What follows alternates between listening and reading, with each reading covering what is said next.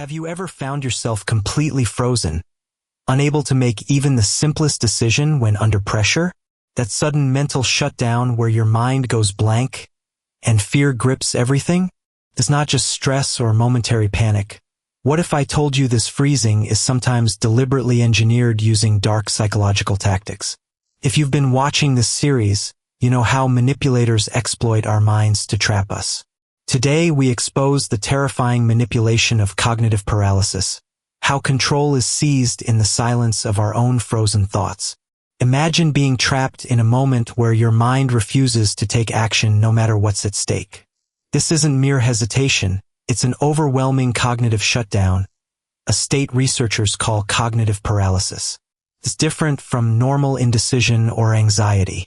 In the early 2000s, a documented case exposed how an employee in a high-stakes corporate investigation faced mounting pressure to confess to crimes she didn't commit. Under interrogation, instead of defending herself, she froze completely, unable to speak, decide, or respond.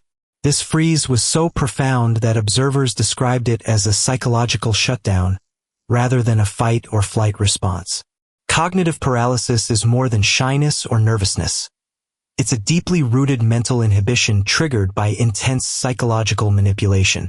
Victims feel trapped within their own minds, unable to move forward or resist.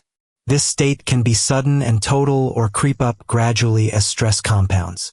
Understanding what cognitive paralysis entails and recognizing the signs, that distinct mental shutdown, is the first crucial step in breaking free from manipulative control. In these frozen moments, control doesn't slip away. It's handed to those who know how to exploit it. And this dark manipulation isn't just theory. It's been weaponized in legal settings, abusive relationships, and cult environments to seize power by exploiting the victim's frozen mind. To grasp how cognitive paralysis is deliberately induced, we have to dive into the psychology beneath the freeze. Our brains have a natural defense system known as the fight-flight-freeze response. When faced with threats, most people react by fighting back or fleeing. But sometimes, freezing is the third involuntary response. The body decides to shut down instead.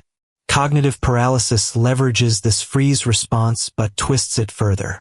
Unlike a natural freeze that passes quickly, here the freeze is prolonged and manipulated through decision fatigue and learned helplessness. Faced with relentless threats and overwhelming pressure, victims become mentally exhausted. Over time, their ability to process information and weigh options dissolves, leaving them trapped in a fog of indecision. This mental fog isn't just tiredness. It's a state of psychological entrapment where every choice feels impossible. Learned helplessness kicks in.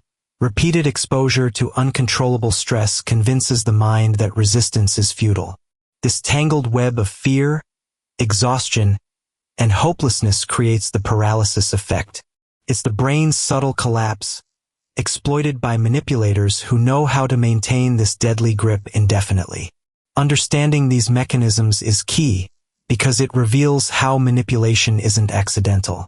It's a precise, calculated weapon aimed at disabling the mind. So, how exactly do manipulators induce cognitive paralysis? The process is chilling and methodical. It begins with escalating threats, psychological, social, or physical, that chip away at the victim's confidence and clarity.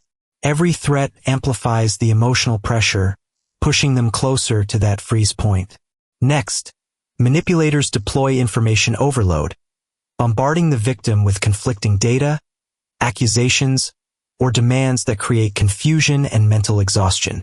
Imagine being hit with so many contradictions that your mind collapses under the weight. Isolation follows, cutting off support systems so victims face these pressures alone. Without allies to offer perspective or reassurance, the victim's mental defenses erode faster.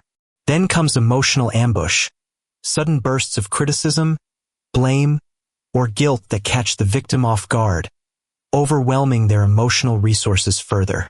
Each of these tactics nourishes the freeze response, prolonging paralysis.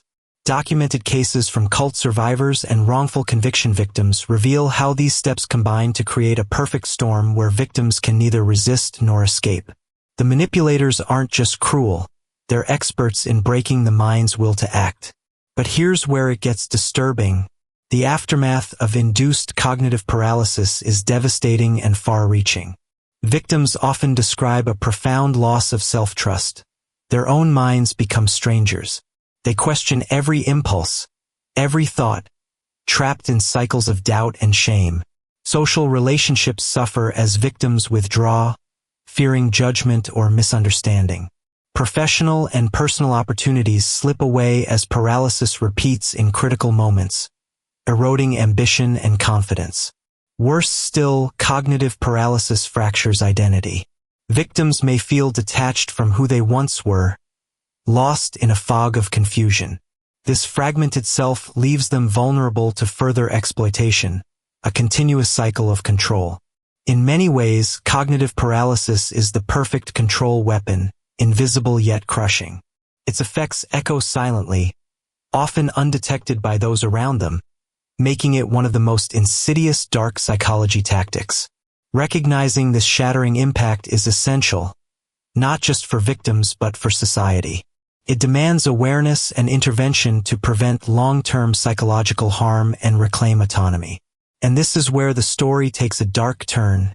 The frozen mind presents universal lessons that extend beyond individual cases. First, manipulation feeding on cognitive paralysis thrives in environments of relentless stress and isolation. Toxic workplaces, abusive relationships, or cults.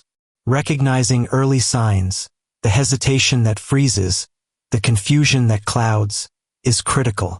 But awareness alone isn't enough. Social dynamics play a huge role.